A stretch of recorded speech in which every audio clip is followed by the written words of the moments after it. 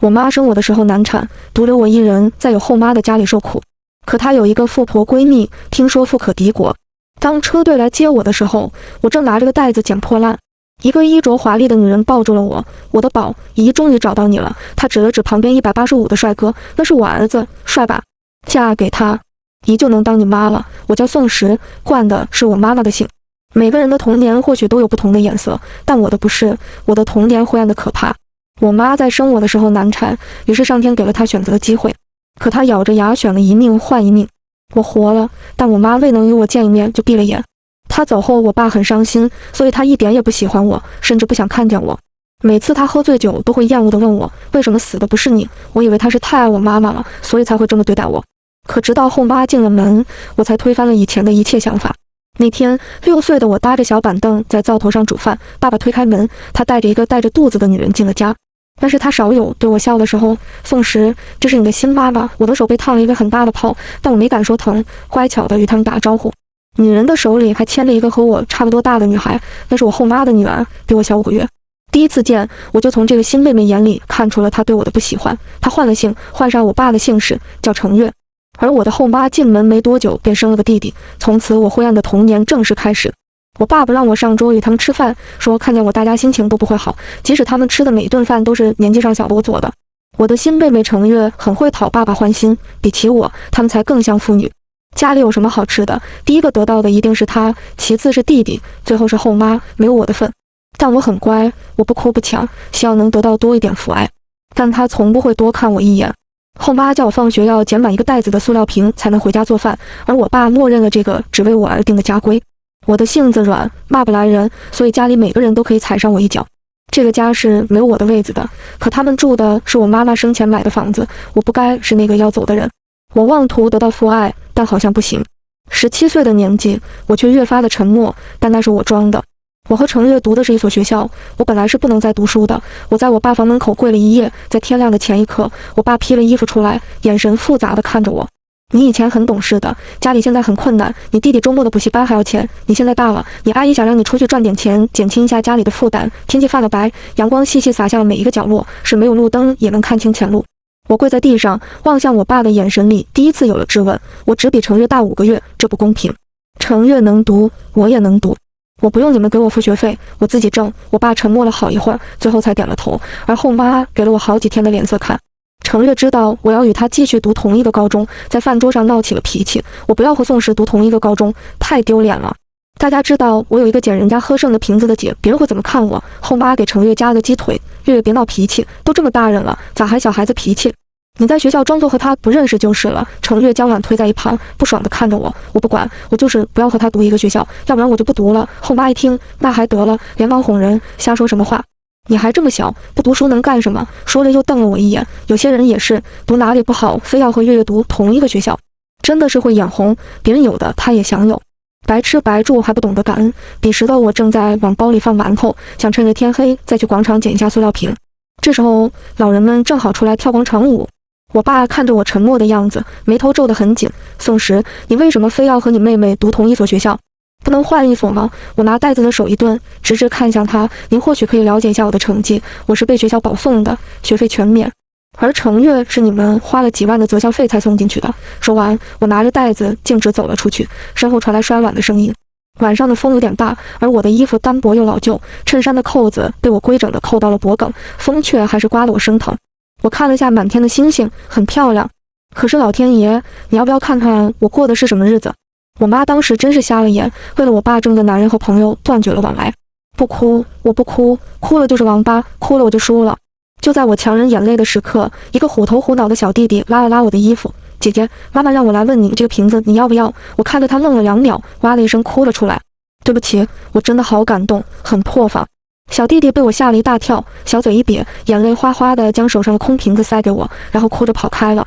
而我继续哭着捡破烂，连个小弟弟都比我爸好。哭也哭完了，破烂也捡满了。我拎着大袋子回家，再走到家门口时，一个车队驶入了这破败的小巷子。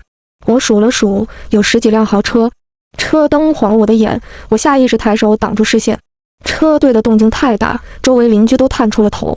我爸和后妈也披上了衣服，伸直了脑袋。我侧身让了，让他挡住了车队的路，可灯光一灭，为首的豪车停在了我的面前。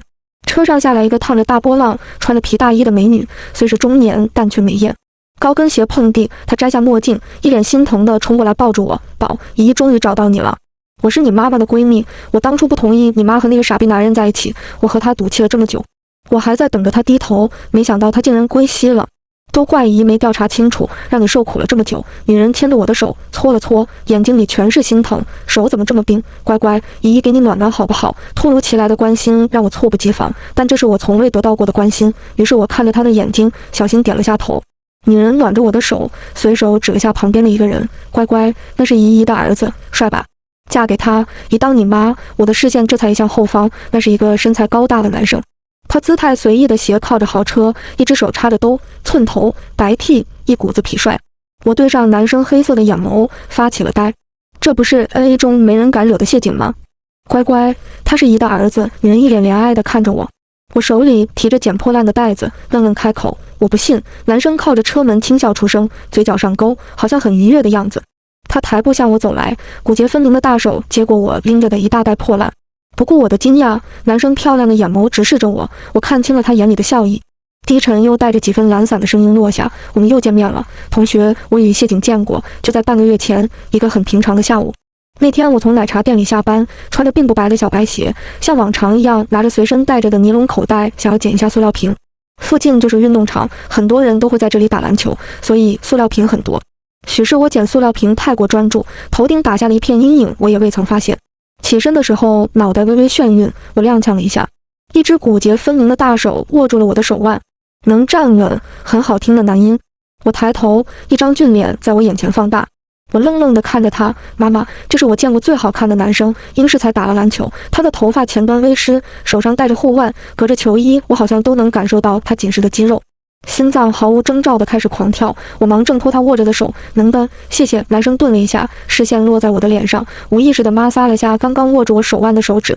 瓶子散落在地，男生将手上的球丢给旁边的人，在众人一脸的震惊下，他蹲下身子帮我把瓶子全部捡了起来。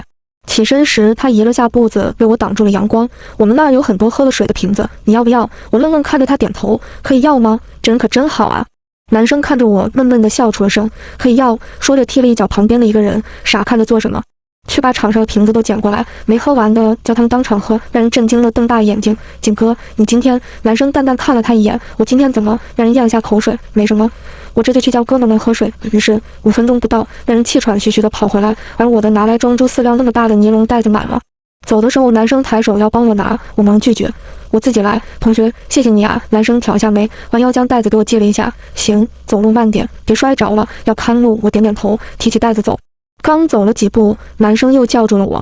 我回头看他，男生单手插着兜，抬手挠了把自己的后脑勺，一脸不自在的开口：“明天你还可以来这儿，我们这里天天都有。”我笑了下，知道啦，同学。我提着袋子慢慢往回家的路走，路过一个拐角的时候，几个女的带人堵住了我，程月也在其中。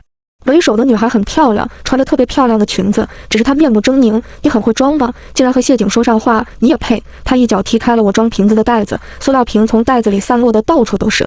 程月在后面殷勤讨好：“倩姐，我帮你看着她，她以后要是再敢勾引谢景，我知道该怎么整她。”我看着程月憎恨我的眼神，轻轻笑了下，我就知道我怎么可能这么幸运，可显着她了。也是从那一刻我才知道，原来那个男生是大名鼎鼎的谢景啊。我听说过谢景，他在绵城很出名，他比我高一个年级，读高2。A 中是有钱有势还有实力才能读的学校，谢景成绩很好，听说是 A 中的年级第1，但他看起来并不像个好学生，寸头加凌厉的长相，特别凶，笑的时候总给人又野又痞的感觉。谢景打架从不手软，听说脾气也不怎么好，关于他的传闻特别多，绵城的高中几乎没有不知道他的。A 中谁也惹不起的校霸，更别说我们这种读末尾学校的人。所以从那以后我再也没去过那里捡水瓶。思绪拉回，在邻居们震惊的目光下，我一脸懵地坐上豪车，住进了像城堡一样的大别墅里。乔阿姨是我妈妈年轻时候的闺蜜，她雷厉风行，牵着我就要走。后妈眼睛里闪过金光，摆出长辈的样子：“这位女士，我们养了宋石这么久，就算你是宋石妈妈的闺蜜，也不能想带走就带走吧。养育之恩，宋石就不报了。”江阿姨语气淡淡的，没怎么在意。说吧，多少？后妈脸色尽显贪婪。20万。江阿姨嗤笑一声，对着旁人吩咐：“给他，以后别再出现在宋石面前，不然我怕我收不住自己的刀。”咚，后妈的眼睛死死盯着银行卡，连连点头，带着讨好的意味，全然没有平日里的那般趾高气扬。咚咚咚，既然您是宋石妈妈的闺蜜，那我们就把宋石交给您了。你也看见了，我们家里确实困难，3个小孩确实难养。我爸欲言又止，但他好像很怕江阿姨，只一个眼神，他连话都不敢说。20万，我爸就不要我这个女儿了，所以我从小到大到底在期盼些什么呢？程月还穿着睡衣，走时他嫉妒的目光仿佛要把我看出洞来。和我一起回来的还有我新捡的那一大袋破烂，被谢景稳妥地拿着。他的力气好像很大，我费力都拎不动的，他单手就能轻松拿起。刚到谢家别墅的那一刻，我特别局促，事情发生的太突然，我连行李都没来得及收拾，就只身来了这里。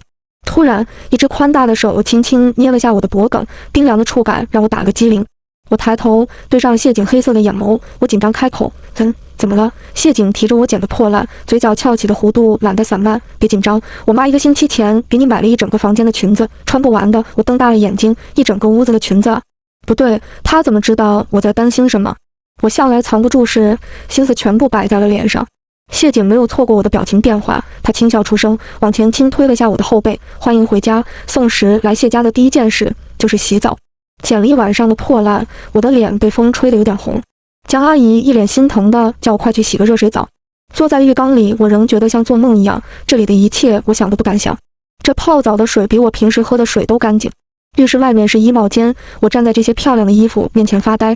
江阿姨真的给我买了一房间的裙子啊！我拍了下自己的脸，老天爷，这真的不是梦吗？我将手上的水擦干，动作小心地换上了柔软的睡裙，在镜子面前缓缓转了个圈。我之前穿的衣服很老旧，是程月穿剩下的。因为常年的营养不良，我只有156的个子，经常捡程月不要的衣服穿，不然没人给我买。换下后，我并没有丢掉它们，我怕有一天我的梦会醒。吃饭的时候，江阿姨给谢景加了个螃蟹，却满眼宠溺地看着我：“快包，我们小宋石要吃。”江阿姨摸了下我的脸，眼里全是感慨：“真像啊，你长得真像你妈。你不知道当年我和你妈玩的有多好，你外公外婆走得早，你妈就我一个亲人。就这你妈还不让人省心，非得嫁给你爸那个臭男人。我看你爸第一眼就知道他不是什么好鸟，谁知劝了那么多次分手，到头来你妈竟然要请我去吃席。去个屁，我哪有脸去？10句话9句都是骂你爸的。所以我和你妈赌气，我去了国外便一直没有联系。我骂他没良心，这么多年都不低头，结果竟然是他人没了，哪低得了什么头？都怪姨，都不知道调查一下，让你受了这么多年的苦。别怕呀，以后这就是你家。谢景将包好的蟹肉放我碗里，我双手捧碗，这可是谢景亲手包的，我出息了。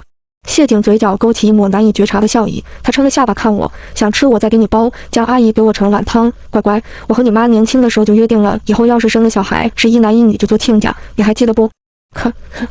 吃进嘴里的蟹肉因为江阿姨的话卡在了喉咙里，谢景竟下意识地将手伸到我嘴边，呛到了。我摇着头推开他的手，谢景被气笑了，抬手为我生着气，嫌弃老子。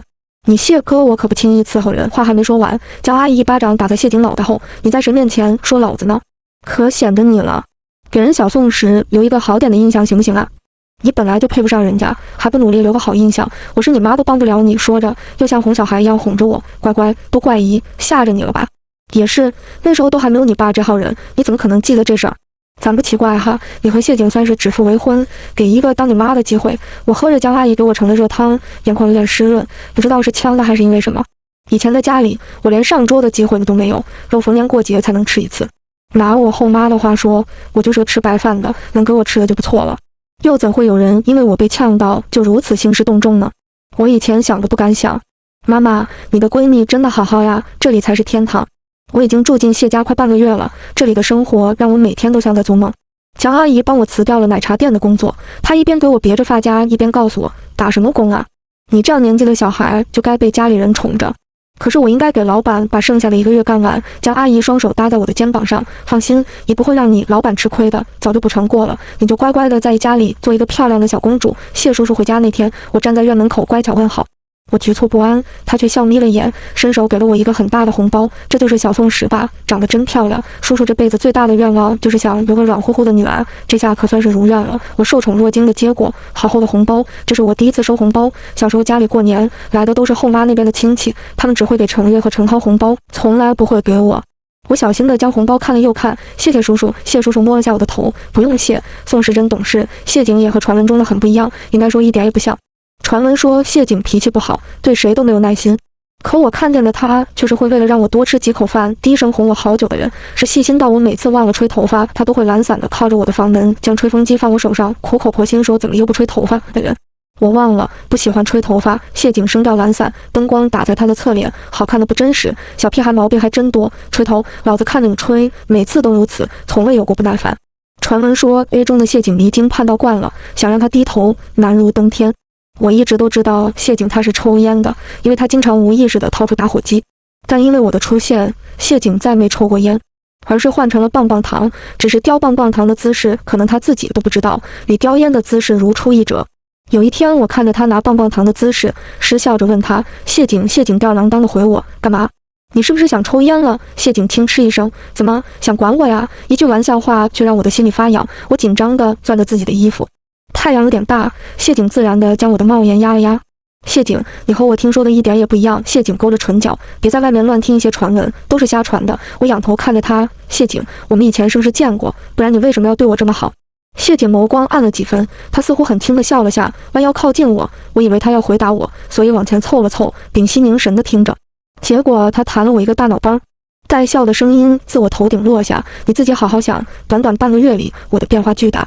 江阿姨每天的乐趣就是打扮我，每天都能吃到肉，让我本瘦削的脸长圆了点，没再出去捡破烂，皮肤也变得白皙。我看着镜子里的自己，妈妈，我真的好漂亮呀！这里的每个人好像都在无条件的对我好。在我那不被爱的年纪里，我不知道被爱是什么滋味，也没人教过我要怎样才能坦然地接受这些真挚而热烈的疼爱，所以我惶恐而不安。我不知道原来我也是可以获得这些东西的。可是好不容易有了糖果的孩子，就总是会想着失去了会怎么办。老天啊，或许我是真的可以被接纳的，对不对？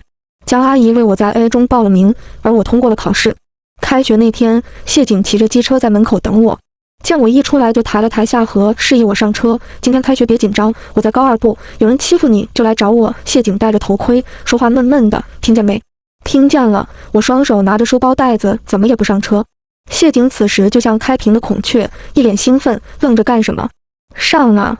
别怕，我开慢点。我看着机车这拉风的红，笑得勉强，好炫酷啊！谢景挑了一下眉，说人话。我小声控诉，我不想做，好张扬。谢景被气笑了。宋时，你毛病可真多啊！话虽这么说，但他却长腿一跨下了车，将钥匙丢给了一旁的管家，再弯腰长指一勾，动作自然地将我的书包背在了他肩膀上。开学第一天，我的照片在学校贴吧上疯传。原因只有一个，谢景穿校服进校了。那时我才知道，原来谢景这位大佬读书从来不穿校服。老师问他为什么，他拽得理直气壮，因为不喜欢。多蠢啊！他是年级第一，成绩也好，家世更惹不起，老师是又爱又怕，没人管得住他。可是今天，谢景这位大佬穿校服了，规规矩矩地穿着，把普通的校服穿得一股子痞气。为什么我会红？因为这个平日里谁都惹不起的谢景，肩头背了2个书包，其中一个还是粉色的，而旁边的我没有背书包。当时被拍的时候，我正专心致志地吃早饭，而谢景怕我不看路，就伸手勾着我的脖颈，那张一向没什么表情的脸上竟柔和得一塌糊涂。于是我出名了，全校的女生都在猜测我的身份，当然麻烦也找上我。课间接水的时候，有女孩堵住了我，熟悉的脸庞，熟悉的姿态，是那天和程月一起踢翻我塑料瓶的漂亮女孩。她站在楼梯口，趾高气扬地看着我。我是不是警告过你，离谢景远一点？你大耳旁风。我皱了下眉。那我也不知道你也读这个学校吗？就算我不读这个学校，你也不可以靠近谢景。说着，女孩好像还不解气，将我手上拿着的水杯打翻在地。哐当，保温杯落地的声音，杯里的水全部洒落。我愣了一下，有点伤心。这是江阿姨送我的。我看了看女孩得意的眼神，又看了看躺在地上的杯子。首先我没惹她，其次我没惹她。江阿姨说了，被人欺负了，一定要打回去。于是我看着女孩的脸，提醒她我要打你了。女孩摇摇头，更得意。我不信，我抬手轻轻地挨了挨她的脸。女孩愣在原地，我俩都不敢置信地看着对方。我又试探性地抬手拍了拍她的脸。女孩这下有反应了，她指着我：你完了，你竟敢打我，你知不知道我是谁？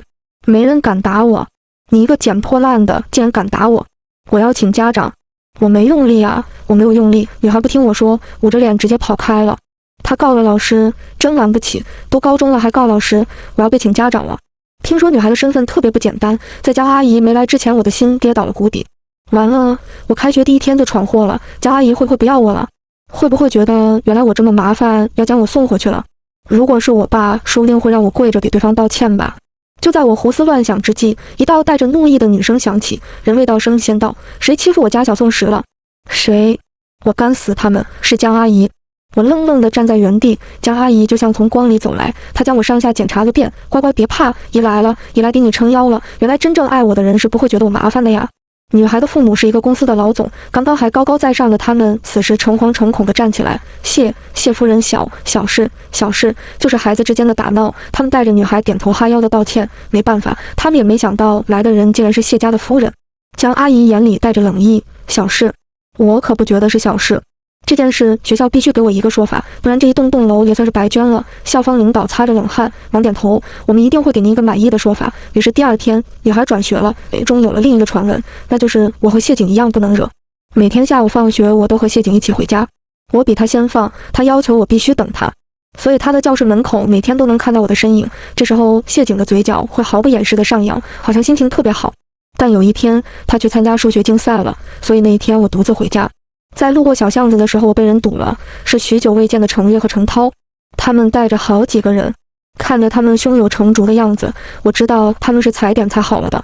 程月嫉妒地看着我，哟，大小姐放学了，看出来了还问。程月憎恨地看着我，凭什么你可以读魏中，我却要读那个破学校？你是不是觉得你现在住在谢家，你可得意了？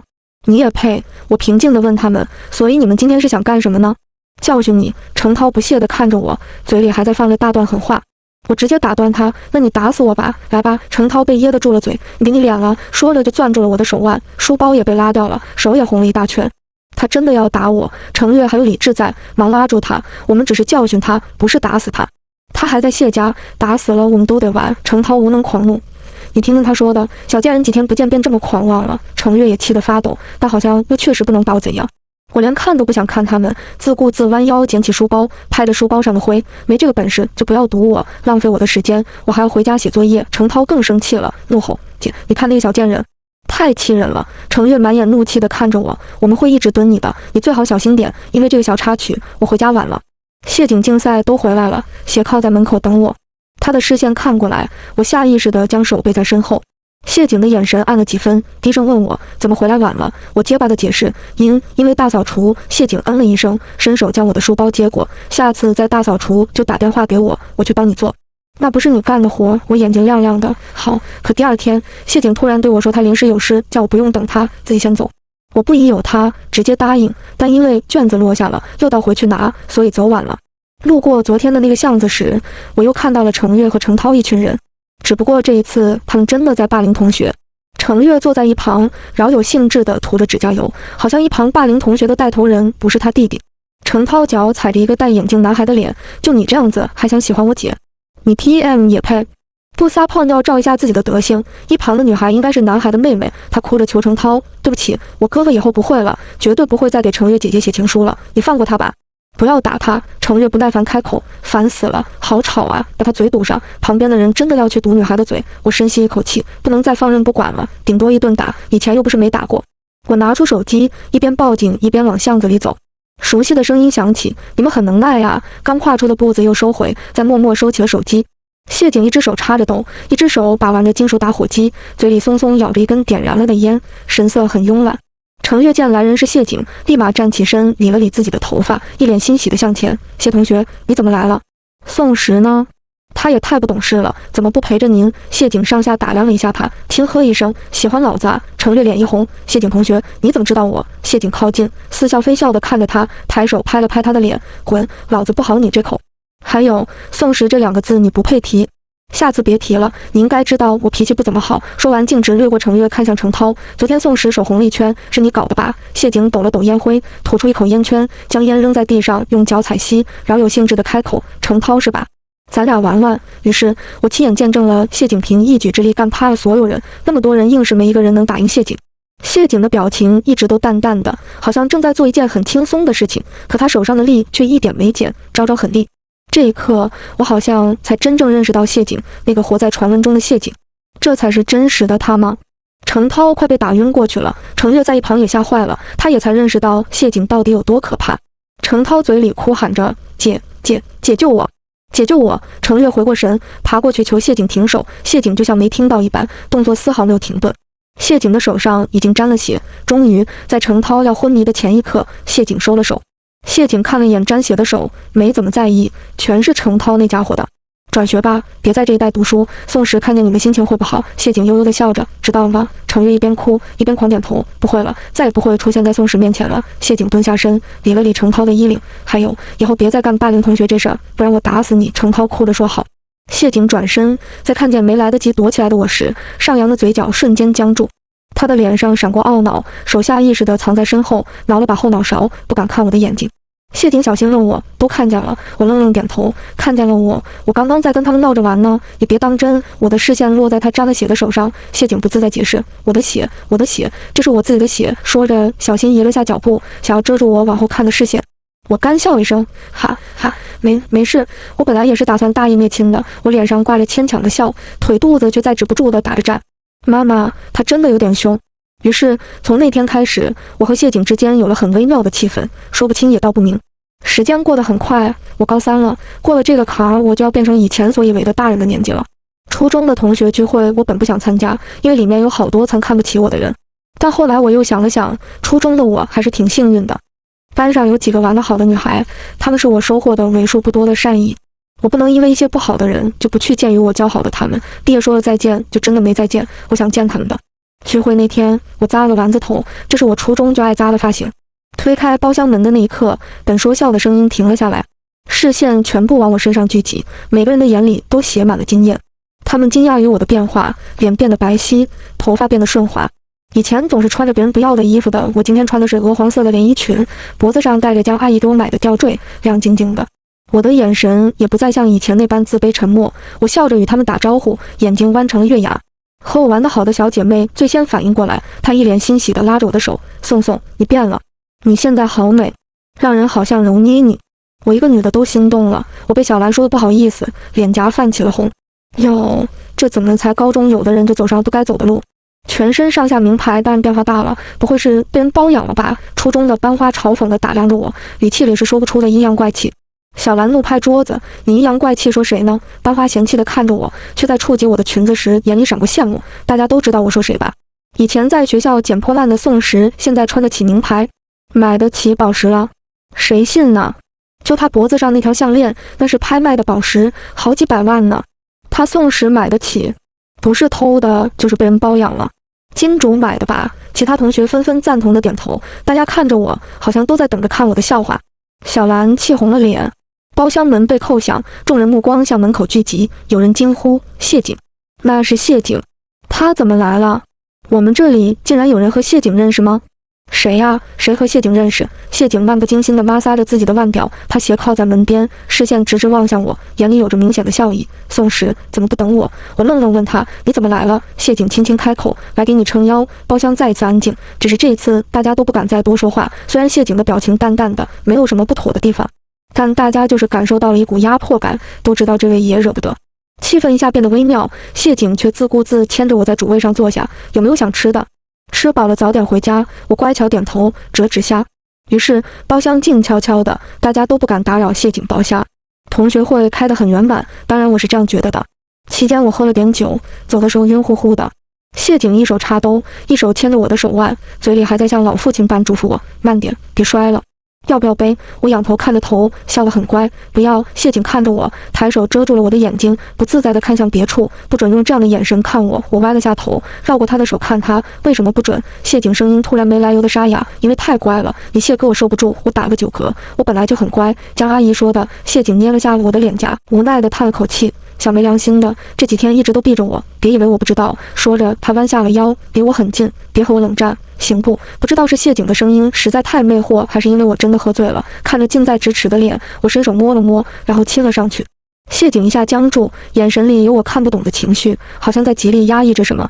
他的声音沙哑的厉害，大手扣住我的后脑勺。宋时，你知道你在干什么？我乖乖回他，知道。谢景的视线落在我的唇上，眸光微暗。明天酒醒了你认不？我认的。行，别骗老子。于是我做了梦，第二天起来，我的嘴肿了。我18岁生日这天，谢家来了个我许久未见的人，我的后妈独自一人提着礼品来看我。他看着谢家的大别墅，眼里有贪婪亦有算计，毫不加掩饰。在看向我时，他别扭地笑着，脸上全是褶子。宋时，是妈妈呀，今天是你生日，妈妈好不容易抽出时间来看你，怎么也不知道欢迎一下。本来妈妈也是想带你弟弟妹妹他们来的，但也不知道怎么的，两人一听要到谢家来，就害怕的发抖，估计是昨天做噩梦了。后妈将廉价的礼品放桌子上，一屁股坐向沙发。屁股挨上沙发的那秒，江阿姨一把把她拽起来，忙拍着沙发，呸呸呸，真晦气，沙发真晦气。后妈表情差点挂不住，江姐你是在干什么呢？我身上不脏呀。江阿姨看都没看她，抠着自己的指甲，就是不欢迎你。谢叔叔笑着拍了下江阿姨的额头，别闹。后妈没想到江阿姨这么直接，一点面子不给她，脸色难看了起来。宋时，妈妈这次来呢，除了给你过生日，还有一件最主要的事。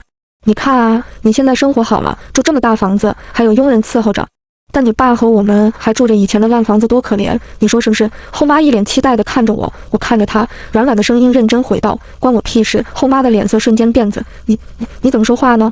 老子给你脸了是不是？你咋这么自私？你住好房子，我们却要过那样的苦日子，快给我们安排几个房间，我和你爸他们打算要住进来。听到没有？我表情没什么变化。我不。后妈气得拍着自己的胸口生气。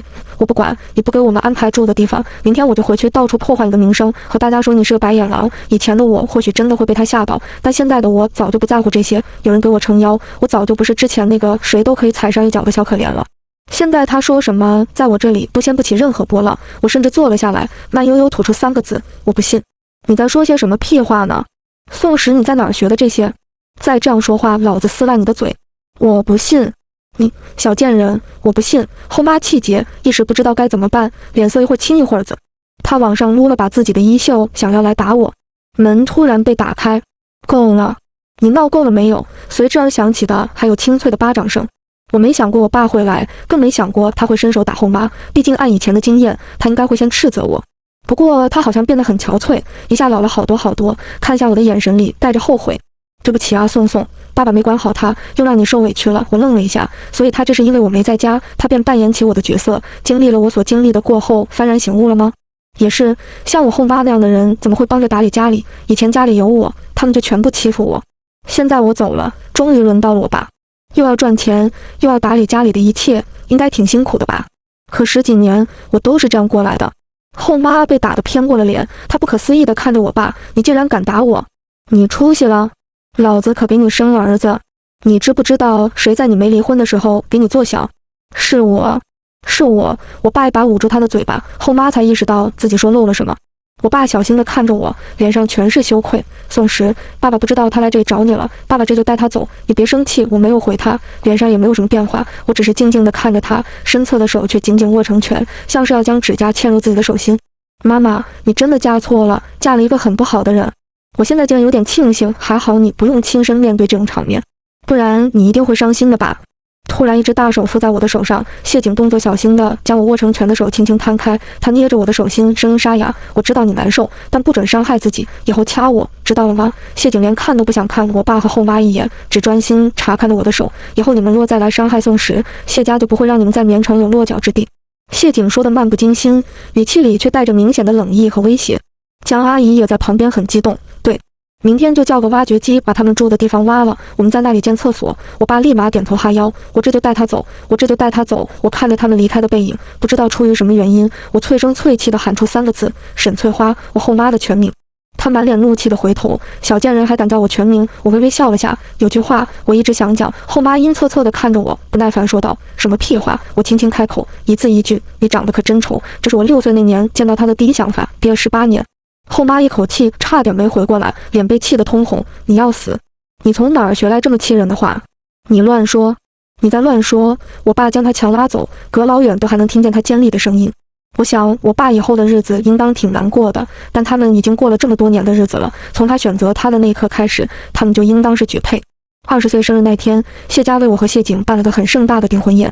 宴会结束，所有宾客走完，一个熟悉的身影默默等在谢家的大门口。那是我爸，他穿着老旧却规整的西装，局促地站着，手里好像攥着什么东西。他看见我走过去，眼里已经有了小心翼翼。宋时，听说今天你订婚，这是你的大日子，爸爸怕你紧张，就自作主张地来看一下你。听到这话，我愣了好一会儿。突然，我的手被温暖的大手包裹，谢景捏了捏我的手心，让我回了神。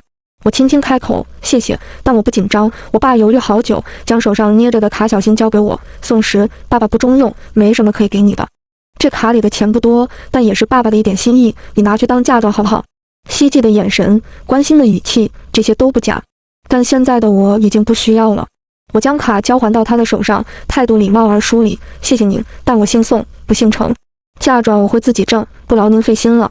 快下雨了，您带把伞走吧。”我爸眼里的光渐渐暗淡，声音竟开始有点哽咽：“宋宋，你是不是永远都不会原谅爸爸了？”我笑了一下：“您从来都没出现在我的生命里，何来原谅？”我爸离开的背影落魄又佝偻，他或许真的认识到了自己的错误，但对于我那渴望父爱的17年里，这忏悔来得太晚。他已经从我的故事里被正式抹去了痕迹，而关于父亲的名字，从开头到结尾都未曾出现过。未能坐在父亲的肩膀上眺望世界，我也会遗憾。但我应该要爱这个世界的，因为这是我的妈妈用性命给我压下的赌局，我不能让她输。她拼尽全力给我的一生，我必须要过得精彩。桌子上放了一本被打开了的日记，纸张已经老旧的泛了黄，那上面记载了我10岁时的忐忑与不安。12月29日，冬天的第一个晴天。题目：难过的生日。今天是我生日，但没人记得。我今天还是穿着并不厚实的夹袄，在这个寒冷的冬天捡得破烂。出门的时候，爸爸并没有叫住我。我的手被冻得通红，还有裂口。流浪狗小黄跟在我的身后，我一只手拿着装破烂的袋子，一只手将兜里唯一的大馒头分给了流浪狗小黄。小黄对我叫了几声，我便问他：“小黄，你是不是想说我今天捡满一整个袋子的塑料瓶，爸爸就会多爱我几分？”小黄刚要叫，我又叹了口气：“哎，算了，我不信。那个冬天特别冷。”我搂紧了小黄：“小黄，你说那以后会有爱我的人出现吗？不管我做错了什么事，都会无条件爱我。”小黄还没来得及叫，我又摇头叹气：“我不信。今天真是难过的一天。”我看着小时候的日记，不由得笑出了声，字里行间都透露着稚嫩。10岁的我尚不能确认未来会怎样，所以我问流浪狗：“以后会有人爱我吗？”但流浪狗不会说话，它也独自在这被人遗弃的世间走了好多年。而现在的我想了想，还是在日记的末尾提笔写下一句话：“会的，但请在风华正茂的年纪里先爱自己。”日记的下一页还有一句话，字迹还未干，那是21岁的谢景写的，是写给10岁的小宋时的：“会的，往后的日子，谢景爱宋时。”时间又走过了2年，从来不发朋友圈的谢景突然在朋友圈发了2个红本本的照片，配文：“如愿以偿。”众人皆在调侃景哥这是英年早婚了。于是第2天，所有同学群疯传，以前那个拽上天的谢景终于娶到了他心尖上的姑娘。蝉鸣不止的盛夏，风雪后的暖阳，满怀诚意的情书，都在诉说着爱与被爱的故事。